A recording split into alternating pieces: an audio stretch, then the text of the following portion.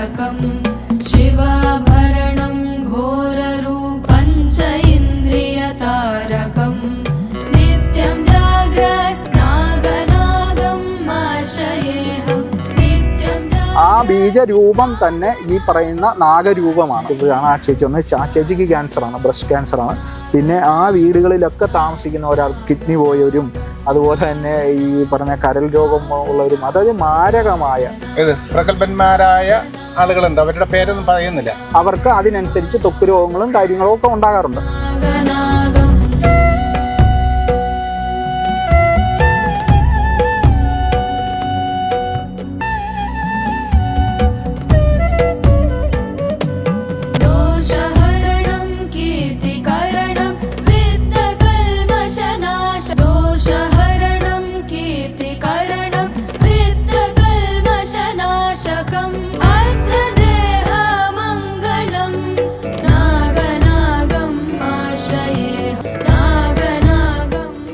അങ്ങനെയുള്ള ആ ഡൈനാമിക്, ആ ചലനത്തെയാണ്, ആ രൂപത്തെയാണ്, ആ ഊർജത്തെയാണ് നമ്മൾ സർപ്പരീതിയിൽ പ്രതിഷ്ഠിച്ചിരിക്കുന്നത്. അപ്പോൾ ആ ചലനത്തിന്, ആ ഊർജത്തിന് ഭൂമിയിൽ കാണാൻ പറ്റിയ ഒരു രൂപം എന്ന് പറഞ്ഞാൽ സർപ്പത്തിൻ്റെതാണ്. അതുകൊണ്ട് നമ്മൾ സർപ്പത്തെ കാവുകളിൽ പ്രതിഷ്ഠിച്ചു. അപ്പോൾ ഈ സർപ്പം ഉള്ളത് കൊണ്ട് തന്നെ കാവുകളിലേക്ക് ആൾക്കാർ കടന്നു കയറാൻ പേടിക്കും. അത് ഘോരമായ സർപ്പങ്ങളുണ്ട്, മൂർഖന് അല്ലെങ്കിൽ അണലി, അതും അല്ലെങ്കിൽ രാജവെമ്പാല, ഇതുപോലുള്ള സർപ്പങ്ങൾ വസിക്കുന്നത് കൊണ്ട് തന്നെ അവിടെ ആൾക്കാർ കയറാൻ മടിക്കും. രണ്ടാമതൊരു കാര്യം, അവിടെ എന്ന് പറഞ്ഞാൽ ബയോഡൈവേഴ്സിറ്റിയുടെ ഒരു പൂർണ്ണ രൂപമാണ് അവിടെ. കാരണം എന്താണെന്ന് ചോദിച്ചു കഴിഞ്ഞാൽ അവിടുത്തെ ഈ പാമ്പുകളൊക്കെ, അവിടെ എലികളൊക്കെ ഉണ്ടാവും. ഈ എലികളെയും പെരിച്ചാഴി പോലുള്ള സാധനങ്ങളെ പാമ്പ് കഴിക്കും. ഈ പാമ്പിനെ അവിടുത്തെ ഈ പറയുന്ന ഉപ്പൻ തുടങ്ങിയിട്ടുള്ള ഈ പക്ഷികളുണ്ട്. ആ പക്ഷികൾ ഈ പാമ്പിനെ കഴിക്കും. അപ്പം അങ്ങനെ എന്നിട്ട് ഈ പക്ഷികൾ അതുപോലെ തന്നെ ഇതിനകത്ത് ഉണ്ടാകുന്ന ഫലമൂലാദികളും എല്ലാം കഴിക്കും. അപ്പോൾ അതിനകത്ത് കിട്ടുന്ന പഴങ്ങളുടെയൊക്കെ കഴിച്ചിട്ട് പക്ഷി കാഷ്ടിക്കുമ്പോൾ അതിൽ നിന്ന് പുതിയ സസ്യങ്ങൾ ഉടലെടുത്തുകൊണ്ടിരിക്കും. അപ്പം ആ കാവിന് തൊട്ടും അടുത്തുള്ള പ്രകൃതിയെ കൂടിയിട്ട് സംരക്ഷിക്കാൻ ഈ പക്ഷികൾ ഈ കാവിനെ വാസസ്ഥലമാക്കി നിന്നുകൊണ്ട് സംരക്ഷിക്കും. അതിൻ്റെ ഒരു ഏറ്റവും വലിയൊരു പ്രത്യേകത, കേരളത്തിൽ കാവുകൾ നശിച്ചതോട് കൂടിയിട്ട് കീടനാശിനിയുടെ ഉപയോഗം ശതഗുണീഭവിച്ചു. അതൊരു ശാസ്ത്രീയമായ ഒരു കണ്ടെത്തലാണ്. കാരണം ഒരടുത്ത കാവുകളൊക്കെ ഉണ്ടെങ്കിൽ ഈ കാവുകളിലെ ബയോഡൈവേഴ്സിറ്റിയുടെ ഒരു പൂർണ്ണ രൂപമാണല്ലോ. അപ്പം അത് ഇതിൻ്റെ ഒരു പ്രത്യേകത എങ്ങനെയാണെന്ന് വെച്ച് കഴിഞ്ഞാൽ ഈ ചെറു ജീവികളെ, അതായത് കീടങ്ങളെയൊക്കെ ഭക്ഷിക്കാൻ പറ്റിയ തരത്തിലുള്ള മറ്റു കീടങ്ങൾ അവിടെ ഉണ്ടാവും. അപ്പം അതുകൊണ്ട് തന്നെ ഈ കീടനാശിനി, ഈ കീടങ്ങളെയൊക്കെ പ്രകൃതിയുടെ തന്നെ ഒരു ഇതായിട്ട് കീടനാശിനിയായിട്ട് ഉപയോഗിക്കാൻ പറ്റിയ ഇത് അവിടെ കാവുകളുണ്ട്. അപ്പോൾ കാവുകൾ ഇല്ലാതായി കഴിഞ്ഞാൽ തന്നെ നമ്മുടെ കൃഷിയെ അത് ബാധിച്ചു. രണ്ടാമത് ഈ തണ്ണീർത്തടങ്ങൾ, മനുഷ്യൻ്റെ ഏറ്റവും ജലലഭ്യതയ്ക്ക് ആവശ്യമായിട്ട് ഇപ്പം ഈ പറയുന്ന തരത്തിലുള്ള കുളങ്ങളും അതുപോലെ തന്നെ ഈ വനങ്ങളും ഒക്കെ പരമാവധി വെട്ടി നശിപ്പിക്കപ്പെട്ട ഒരു സ്ഥലമാണ് ആലപ്പുഴ ജില്ല. അപ്പം ആലപ്പുഴ ജില്ലയെ സംബന്ധിച്ച് നോക്കിക്കഴിഞ്ഞാൽ നല്ല വെള്ളം, അതായത് കുടിക്കാൻ നല്ല വെള്ളം കിട്ടാൻ ഏറ്റവും ബുദ്ധിമുട്ടുള്ള സ്ഥലം ആലപ്പുഴ ജില്ലയാണ്. അപ്പോൾ അതിൻ്റെ ഒരു കാരണവും ഇതൊക്കെ തന്നെയാണ്. അപ്പം ഇതിനകത്ത് മറ്റൊരു തരത്തിലുള്ളൊരു പ്രത്യേകത എങ്ങനെയാണെന്ന് വെച്ചാൽ സ്വാഭാവികമായ കുളങ്ങൾ, ഈ സ്വാഭാവികമായ കുളങ്ങൾ മഴ പെയ്ത് കഴിയുമ്പോഴത്തേന് ആ വെള്ളം, അപ്പം ഈ കാവുകളിൽ വെള്ളം എങ്ങനെയാണ് കെട്ടി നിൽക്കുന്നത് എന്ന് ചോദിച്ചു കഴിഞ്ഞാൽ, കാവിനെ സംബന്ധിച്ചിടത്തോളം മരങ്ങളിലെ ഇലകളും ചെറുമരങ്ങളും ചെറു സസ്യങ്ങളും ഒക്കെ വീണ് അവിടെ അഴുകി അതിന് ഒരു ചതുപ്പ് നിലം പോലെ ഉണ്ടാവും. മറ്റ് കൃഷിഭൂമികൾ പോലെയല്ല, ആരും കയറാത്ത ഒരു സ്ഥലം എന്ന് പറഞ്ഞാൽ അത് ചതുപ്പ് നിലം പോലെ നിൽക്കും. ആ ചതുപ്പ് നിലം എന്ന് പറയുന്നത് കൂടുതലായിട്ട് ജലത്തെ വഹിക്കാൻ ശേഷിയുള്ളതാണ്. ആ ചതുപ്പ് നിലങ്ങളിലുള്ള തണ്ണീർത്തടങ്ങളെ സംബന്ധിച്ചിടത്തോളം അത് കൂടുതൽ ജലത്തെ സംഭരിച്ചു വെക്കാൻ ശേഷിയുള്ളതാണ്. ഈ സംഭരിച്ചു വെക്കുന്ന ജലം തൊട്ടടുത്ത പ്രദേശങ്ങളിലൊക്കെ ഉറവയായിട്ട് മറ്റ് സ്ഥലങ്ങളിലേക്ക് വരികയും ശുദ്ധമായ ജലത്തിൻ്റെ ലഭ്യത ഉറപ്പുവരുത്തുകയും ചെയ്യുന്ന ഒരു കാര്യമാണ് ഈ സർപ്പക്കാവുകൾ, അല്ലെങ്കിൽ നമ്മൾ പറയുന്ന അങ്ങനെ ഒരു കാര്യമുണ്ട്. ഇങ്ങനെ ഒരു കാര്യമുണ്ട്. രണ്ടാമത്, ലോകത്ത് ഇന്ന് മനുഷ്യൻ നേരിടുന്ന ഏറ്റവും വലിയ പ്രശ്നം എന്ന് പറഞ്ഞു കഴിഞ്ഞാൽ പ്രകൃതിയുടെ നശീകരണമാണ്. പ്രകൃതിയുടെ നശീകരണം എന്ന് പറഞ്ഞാൽ അതിൽ ഏറ്റവും വലുത് വൃക്ഷ നശീകരണമാണ്. അപ്പം വൃക്ഷങ്ങളെ സംരക്ഷിക്കുകയും ആ വൃക്ഷങ്ങൾക്ക് നമ്മുടെ പരിസ്ഥിതിയെ സംരക്ഷിക്കാൻ പറ്റുന്ന ഇത്തരത്തിലുള്ള, കാരണം വൃക്ഷങ്ങൾ കൊണ്ട് ഒരുപാട് ഗുണങ്ങളുണ്ട്. കാരണം മനുഷ്യന് ശുദ്ധവായു കിട്ടുന്നതിനും അതുപോലെ തന്നെ ശുദ്ധജലം കിട്ടുന്നതിനും, കാരണം മരത്തിൻ്റെ വേരുകളിലൂടെ ഒഴുകിയെത്തുന്ന ആ വെള്ളത്തെ സംബന്ധിച്ചിടത്തോളം അത് ശുദ്ധീകരിച്ചിട്ടാണ് എത്തുന്നത്. അപ്പോൾ അങ്ങനെയുള്ള ഉണ്ട്. അതുപോലെ തന്നെ ഈ വൃക്ഷങ്ങൾ ഉള്ളത് കൊണ്ട് അതിൻ്റെ തണലിൽ മറ്റ് ഈ പ്രകൃതി ഈ സൂക്ഷ്മജീവികൾക്ക് വളരാനും ആ സൂക്ഷ്മജീവികൾ കൊണ്ട് പ്രകൃതിക്ക് ഗുണകരമായ പല മാറ്റങ്ങളും ഉണ്ടാകാനും ഒക്കെ കാര്യമാണ്. അപ്പം ഈ ഇത്രയും സമ്പുഷ്ടമായ ഒരു പദ്ധതി അല്ലെങ്കിൽ ഈ പ്രകൃതിയുടെ സംരക്ഷണം മറ്റൊരു രീതിയിലും സാധ്യമല്ല. അതുകൊണ്ടാണ് ഇപ്പം പുതിയതായിട്ട് നമ്മൾ മിയോവാക്കി പോലുള്ള വനങ്ങളെ സർക്കാർ ചെയ്യുന്നുണ്ട്. അതൊരു ജപ്പാൻ സയൻറ്റിസ്റ്റ് കണ്ടുപിടിച്ച ഒരു മെത്തേഡാണ്. ഈ മിയോവാക്കി വനങ്ങളെക്കാളൊക്കെ വളരെ എഫക്റ്റീവായിട്ടുള്ള ഒരു മെത്തേഡാണ് നമ്മുടെ കാവ് സമ്പ്രദായം. അതിനെ നമ്മൾ ഈ മനുഷ്യൻ കടന്നു കയറാതിരിക്കാൻ വേണ്ടിയിട്ടാണ് കൂടുതലായിട്ടും ഈ ബയോഡൈവേഴ്സിറ്റി കൂടി നിൽക്കുന്ന ഒരു സ്ഥലം കൊണ്ട് ഈ പേടിക്ക് വേണ്ടിയിട്ടാണ് അവിടെ സർപ്പങ്ങളെ സ്ഥാപിച്ചിരിക്കുന്നത്. പേടി മാത്രമല്ലല്ലോ, പേടിക്ക് വേണ്ടി മാത്രമല്ല സർപ്പത്തെ സംസാരിച്ച് നമ്മളെ സംബന്ധിച്ചിടത്തോളം ഞാൻ മുമ്പ് പറഞ്ഞല്ലോ. അപ്പം ഈ അന്നുണ്ടായിരുന്ന ഒരു ജനവിഭാഗത്തെ സംബന്ധിച്ചിടത്തോളം ഈ കേരളത്തിൽ മൊത്തത്തിൽ നോക്കിക്കഴിഞ്ഞാൽ ആ പാരമ്പര്യം അനുസരിച്ച് ദേവതാ സങ്കല്പത്തിൽ വിശ്വസിച്ചുകൊണ്ടിരുന്നവരാണ്. അത് ഹിന്ദു കമ്മ്യൂണിറ്റിയിലുള്ളവരാണ് കൂടുതലുണ്ടായിരുന്നത്. അപ്പം അവരുടേതായ ആരാധനാനുഷ്ഠാന ക്രമങ്ങളിൽ അവരുടെ ആരാധനാമൂർത്തിയുമായി ഏറ്റവും ബന്ധപ്പെട്ട് നിൽക്കുന്നത് സർപ്പങ്ങളാണ്.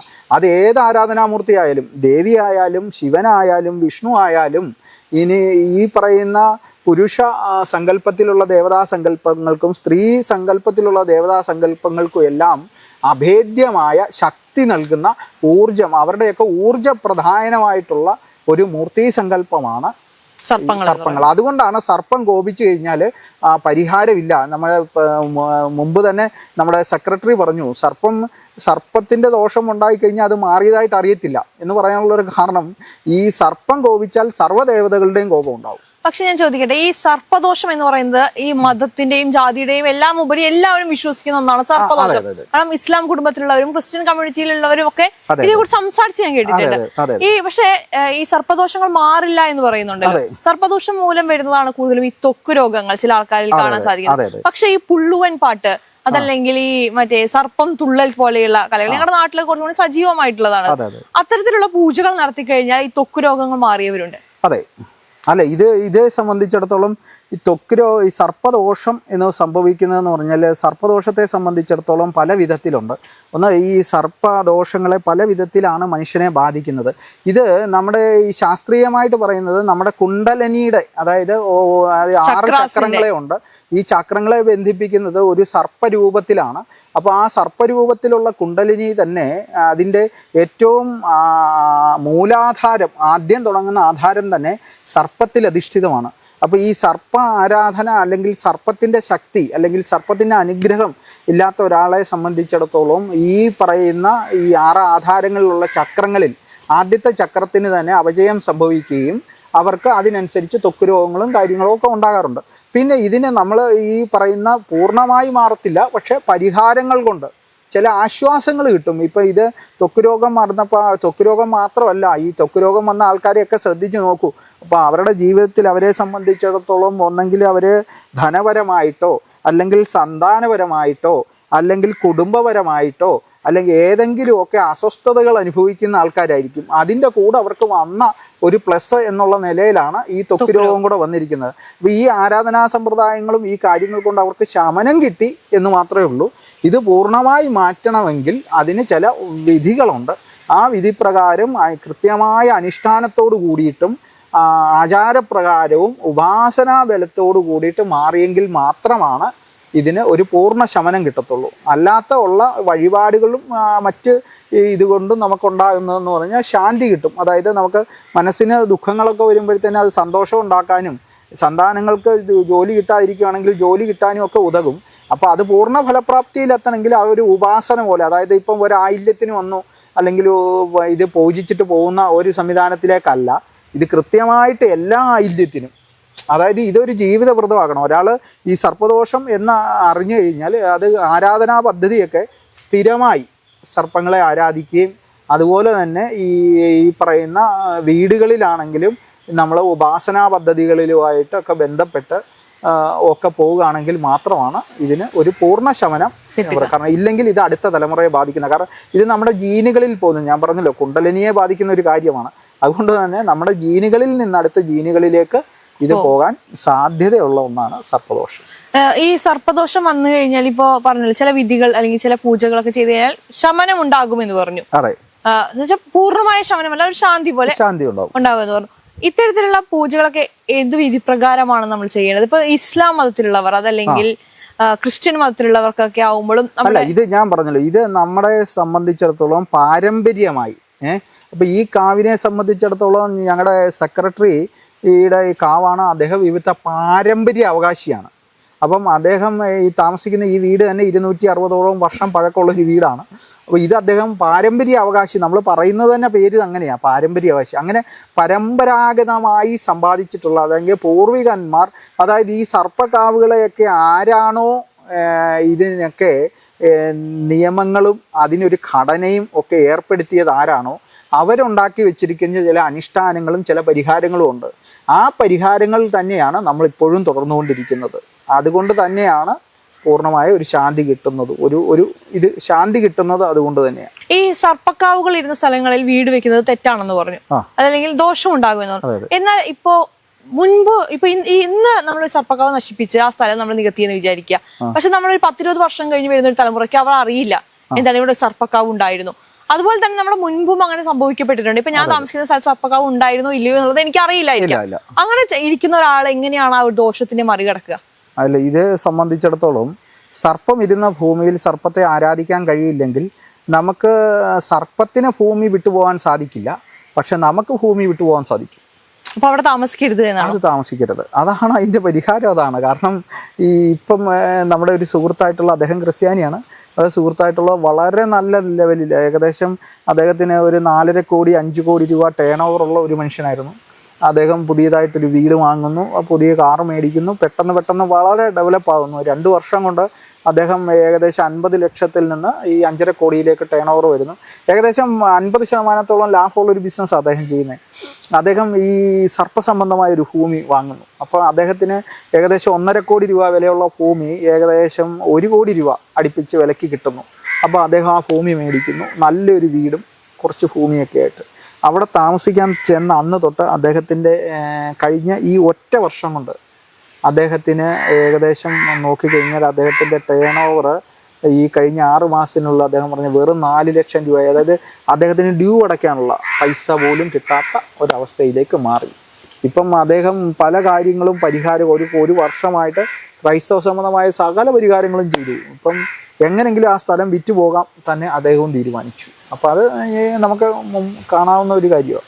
പിന്നെ അതുപോലെ ഒരുപാട് ആൾക്കാർ, അതായത് ഞാനും നമ്മുടെ സെക്രട്ടറി ആയിട്ട് ഒരു സ്ഥലത്ത് പോയി, അവിടുത്തെ സർപ്പക്കാവുണ്ട്. അപ്പോൾ അവിടുത്തെ കുറച്ച് പ്രശ്നങ്ങളൊക്കെ ഉണ്ട്.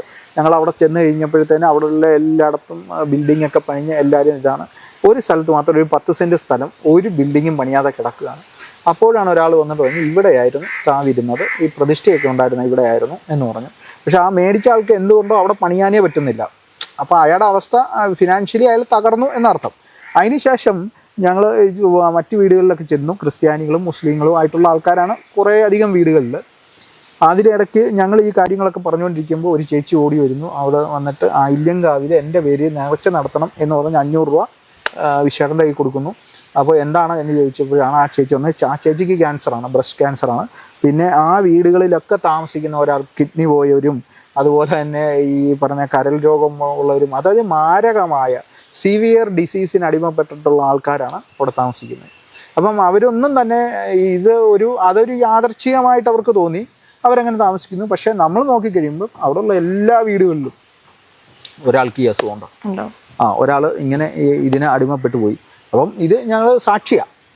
അപ്പം അത് വേറെ എങ്ങുമല്ല, ആ സ്ഥലത്തിൻ്റെ പേരുന്ന കങ്ങരപ്പടി. ഈ കങ്ങരപ്പടി എന്ന് പറയുന്ന സ്ഥലത്താണ് ഈ അടുത്ത് തന്നെ. ചേട്ടാ, ഇപ്പൊ നമ്മളിപ്പോ സർപ്പക്കാവുകൾ വെട്ടുന്നതിനെ കുറിച്ച് സംസാരിച്ചു. എന്നാൽ നമ്മുടെ പൂർവിക കാലം മുതൽ ഈ സംഭവം നടക്കുന്നതല്ലേ, സർപ്പക്കാവുകൾ വെട്ടുന്നുണ്ടല്ലോ?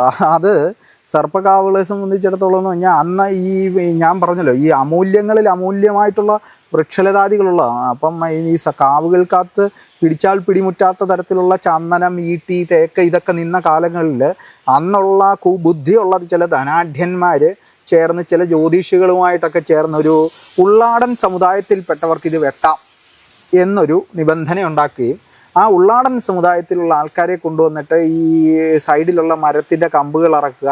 പിന്നീട് ഇവർക്ക് ആവശ്യം വരുമ്പോൾ ഇതിനകത്തുള്ള വിലപിടിപ്പുള്ള ഈട്ടി, തേക്ക്, ചന്ദനം തുടങ്ങിയിട്ടുള്ള മരങ്ങൾ വെട്ടിക്കൊണ്ട് പോവുക. ഇതൊക്കെയായി. പിന്നീട് വന്നു കഴിഞ്ഞപ്പോൾ അപ്പം മനുഷ്യൻ ഒരിക്കലും കടന്നു കയറാതിരിക്കാൻ വേണ്ടിയിട്ടാണ് നമ്മൾ സർപ്പങ്ങളുടെ കാവൽ ഏർപ്പെടുത്തി ഒരു കുലദേവത ആരാധനാ സങ്കല്പത്തിൽ ആ കാവ് സംരക്ഷിച്ചുകൊണ്ടിരുന്നത്. അപ്പോൾ അവിടെ ഇങ്ങനെ ഈ ആക്രമണം തുടങ്ങിയോട് കൂടിയിട്ട് പിന്നീട് അവർ എന്നാ മരം വെട്ടാമെങ്കിൽ വീടും വെക്കാം എന്നൊരു അവസ്ഥയിലേക്ക് വരുന്നു. അങ്ങനെ മരം വെട്ടുന്നു, അവിടെ വീട് വെക്കുന്നു. അപ്പോൾ വീട് വെച്ചവരെയൊക്കെ സംബന്ധിച്ചിടത്തോളം അവർ അതിൻ്റെ ഫലം അനുഭവിച്ചിട്ടുമുണ്ട്. പക്ഷേ ഈ ഒരു സംഭവം അത് യഥാർത്ഥത്തിൽ അങ്ങനെ ഒരു നിബന്ധന അല്ലെങ്കിൽ അത് അങ്ങനെ ഒരു ആചാരം അങ്ങനെയുള്ള അതിനൊരു പദ്ധതി ഒരു ജ്യോതിഷത്തിലും ഇല്ല. ഉള്ളാടനൊന്നും വെട്ടാൻ പാടില്ല. അതായത് കാവുകൾക്കകത്ത് ഇരുമ്പ് കയറാനേ പാടില്ല. അപ്പം അങ്ങനെ ഒരു സംഭവമേ പാടില്ല. അതാണ് പ്രധാനമായിട്ടുള്ള ഒരു കാര്യം. ഓക്കെ, അവസാനമായിട്ട് ഒരു ചോദ്യം കൂടിയാണ്. ഇപ്പൊ 1 ലക്ഷത്തിലേറെ വിവരാവകാശ രേഖകൾ വന്നതൊക്കെ ചേട്ടൻ പറഞ്ഞു. അപ്പൊ നമ്മൾ ഇതിനു വേണ്ടി കോടതിയിൽ പോവുകയും അതിനുവേണ്ടി ഒരു നിയമം കൊണ്ടുവരികയും ചെയ്തു ഈ സർപ്പക്കാവുകൾ സംരക്ഷിക്കാൻ വേണ്ടി. എന്നാൽ അത് നടപ്പിലാക്കപ്പെടുന്നില്ല. അപ്പോൾ ഇനി എന്താണ് ഈ സമിതി? ഞങ്ങളുടെ ആവശ്യം പ്രധാനമായിട്ടെന്ന് പറഞ്ഞു കഴിഞ്ഞാൽ ഈ റിസർവ് വനമേഖലകളിൽ മരത്തെ സംരക്ഷിക്കുന്നതിന് ഫോറസ്റ്റിന് കൃത്യമായ രേഖകൾ അല്ലെ കൃത്യമായ ഒരു പദ്ധതിയുണ്ട്. അപ്പോൾ റിസർവ് വനമേഖലയിൽ അതിക്രമിച്ച് കിടന്ന ഒരാൾ ഒരു മരത്തെ ആക്രമിച്ചു കഴിഞ്ഞാൽ അവർക്ക് കേസെടുക്കാൻ അധികാരമുണ്ട്, അതിന് കടുത്ത നടപടികളുമുണ്ട്. പക്ഷേ സോഷ്യൽ ഫോറസ്ട്രിക്ക് ആ അധികാരമില്ല. അതുകൊണ്ട് തന്നെ ഈ മരങ്ങളെ സംരക്ഷിക്കുന്നതിന് വേണ്ടിയിട്ട് കൃത്യമായ ഒരു പദ്ധതി നമുക്ക് ഇല്ല, ഇന്ന് നമ്മുടെ നിയമ സംവിധാനത്തിലില്ല. അപ്പോൾ അതിനെതിരെ ഞങ്ങൾ കേസിന് പോവുകയും ആ കേസിൻ്റെ ഫലമായിട്ട് ഹൈക്കോടതി കേരളത്തിലുള്ള സർപ്പക്കാവുകളിലുള്ള വൃക്ഷലതാദികൾ വെട്ടാൻ പാടില്ല എന്നൊരു ഉത്തരവ് ഇറക്കുകയും ചെയ്തിട്ടുണ്ട്. അതിന്റെ അടിസ്ഥാനത്തിൽ പല സ്ഥലങ്ങളിലും പാലിക്കപ്പെടാത്ത സ്ഥലങ്ങളിൽ നമ്മുടെ ശ്രദ്ധയിൽപ്പെടുന്നതൊക്കെ നമ്മൾ അതിനെതിരെ കേസ് കൊടുക്കുന്നുണ്ട്, നിയമപോരാട്ടം നടത്തുന്നുണ്ട്, അങ്ങനെയുള്ള കാര്യങ്ങൾ ചെയ്തുകൊണ്ടിരിക്കുകയാണ്, ശക്തമായ രീതിയിൽ ചെയ്തുകൊണ്ടിരിക്കുക. അപ്പം ഞങ്ങൾ എല്ലാ ജില്ലകളിലും ജില്ലാ കമ്മിറ്റികളൊക്കെ എടുത്തിട്ട് ആ കാര്യങ്ങൾ കൂടുതൽ ശക്തിപ്പെടുത്താനുള്ള തീരുമാനത്തിലാണ്. സമിതിക്ക് വേറെ എന്തെങ്കിലും ഫ്യൂച്ചർ പരിപാടികളൊക്കെ അല്ല, ഇപ്പം 186-ലധികം കാവുകൾ ഞങ്ങൾ സംരക്ഷിക്കുന്നുണ്ട്. പിന്നെ പല സ്ഥലത്തിലുള്ള കാവുകളെ കുറിച്ച് എല്ലാവരും വരുന്നുണ്ട്. അപ്പം ഇതുപോലുള്ള സ്ഥലങ്ങളിൽ, അതായത് ശരിക്കും ഈ ജനങ്ങളുടെ കടന്നാക്രമണം നേരിട്ടില്ലാത്ത സ്ഥലങ്ങളിലൊക്കെ ഞങ്ങൾ ജൈവമായ മതിൽ കെട്ട് തീർത്തുകൊണ്ടാണ്, ജൈവപരമായിട്ടുള്ള മതിൽ കെട്ടിയാണ് കാവിനെ കൃത്യമായി സംരക്ഷിച്ചു പോരുന്നത്. പിന്നെ ഇതുപോലുള്ള കടന്നുകയറ്റം ചെയ്യുന്ന സ്ഥലത്ത് നമുക്ക് കോൺക്രീറ്റ് തന്നെ ചെയ്യേണ്ടി വരും. കാരണം അതിൻ്റെ ഇല്ലെങ്കിൽ ഈ ഒരു മരം പോലും ഇല്ലാത്ത അവസ്ഥയെത്തും. എനിക്ക് എൻ്റെ ഒരു കാര്യം വന്നു, കേരളത്തിൽ ഈ സർപ്പക്കാവുകളുടെ അടുത്ത് വില കുറഞ്ഞ് കിട്ടുന്ന സ്ഥലമാണ്. ആ സ്ഥലം നിസ്സാര വിലയൊക്കെ വാങ്ങിച്ചിട്ട് അവിടെ വീട് വെച്ച് സർപ്പക്കാവുകൾ നശിപ്പിച്ചുകൊണ്ടിരിക്കുകയാണ്. ഇവരെ പ്രത്യേകം നമ്മൾ ശ്രദ്ധിക്കേണ്ടിയിരിക്കുന്നു. 1. 2, ഇന്ന് സർപ്പക്കാവുകൾ മാറ്റിക്കൊണ്ടിരിക്കുന്ന ചില ആളുകളുണ്ട്, പ്രഗത്ഭന്മാരായ ആളുകളുണ്ട്. അവരുടെ പേരൊന്നും പറയുന്നില്ല. പക്ഷെ അവർ രഹസ്യമായിട്ട് ഞങ്ങളോട് പറഞ്ഞിട്ടുണ്ട്, സർപ്പക്കാവ് ഒരിക്കലും മാറില്ല, ഞങ്ങൾ സാമ്പത്തികത്തിന് വേണ്ടി മാത്രമാണ് ചെയ്തത് എന്ന് നമ്മളോട് പറഞ്ഞിട്ടുണ്ട്. കേരളത്തിന് വടക്കേറ്റം തൊട്ട് തെക്കേറ്റം സർപ്പക്കാവ് മാറ്റുന്ന ആളുകൾ ഒരു സർപ്പക്കാവ് മാറില്ല എന്ന് പറഞ്ഞിട്ടുണ്ട്. അതുകൊണ്ട് ഈ സർപ്പക്കാവ് മാറ്റുന്നവരെ വളരെ മോശമായ രീതിയിലേക്ക് പോകുന്ന ഒരു കാഴ്ചയാണ് ഞങ്ങൾ ഉണ്ടാക്കുന്നത്. ഇന്ന് കേരളം മുഴുവൻ സഞ്ചരിക്കുന്ന ആളാണ് ഞങ്ങൾ രണ്ടും. അപ്പോൾ അതുകൊണ്ട് സർപ്പക്കാവ് മാറ്റരുത്, സർപ്പക്കാവിൻ്റെ മാറ്റരുതെന്ന് പറയാനുണ്ട്. 2ാമത് സർപ്പക്കാവിൻ്റെ അടുത്ത് സൂത്രം പറഞ്ഞ് വിലക്കുറച്ച് വീട് വെച്ച് താമസിക്കുന്നവരെ സർപ്പക്കാവ് നശിപ്പിക്കാനാണ് വന്നുകൂടിയേക്കണേ എന്നും കൂടി എനിക്ക് പറയാനുണ്ട്. ശ്രദ്ധിക്കണം.